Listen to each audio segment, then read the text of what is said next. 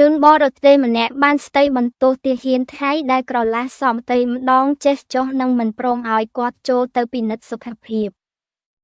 បុរសជនជាតិបរទេសម្នាក់បានស្ដីបន្ទោសទាហានថៃដែលក្រឡាសមតីនិងមិនឲ្យគាត់ចូលទៅពិនិត្យសុខភាពបានតាមច្រកទ្វារអន្តរជាតិអូស្មាច់ខេត្តឧត្តរមានជ័យដោយត្រូវបង្ខំឲ្យគាត់ធ្វើដំណើរត្រឡប់ទៅកាន់ខេត្តសៀមរាបដើម្បីធ្វើដំណើរតាមយន្តហោះបុរសបរទេសម្នាក់បាននិយាយថាពួកគេបានក្រឡាសមតីដំបូងឡើយពួកគេថាអាចឲ្យខ្ញុំចូលទៅបានប៉ុន្តែក្រោយមកពួកគេបានប្រាប់ខ្ញុំវិញថាចូលអត់បានទេខ្ញុំមានលិខិតពេទ្យបញ្ជាក់ត្រឹមត្រូវប៉ុន្តែពួកគេស្រាប់តែប្រាប់ខ្ញុំឲ្យចូលទៅតាមជើងហោះហើរទៅវិញបុរសរូបនេះបានបន្តថាខ្ញុំមានការថៃនៅទីនេះប៉ុន្តែឥឡូវពួកគេមិនអនុញ្ញាតឲ្យខ្ញុំចូលទៅជួបគ្រូពេទ្យដើម្បីចាក់ថ្នាំដែលខ្ញុំត្រូវការជាចាំបាច់នោះទេពេលនេះជំរឿនដើម្បីចូលទៅប្រទេសថៃគឺមានតែត្រូវជិះយន្តហោះប៉ុន្តែទាល់តែខ្ញុំជិះត្រឡប់ទៅដល់សៀមរាបវិញសិននៅពេលសួរថាតើលោកបានទៅសួរនាំមន្ត្រី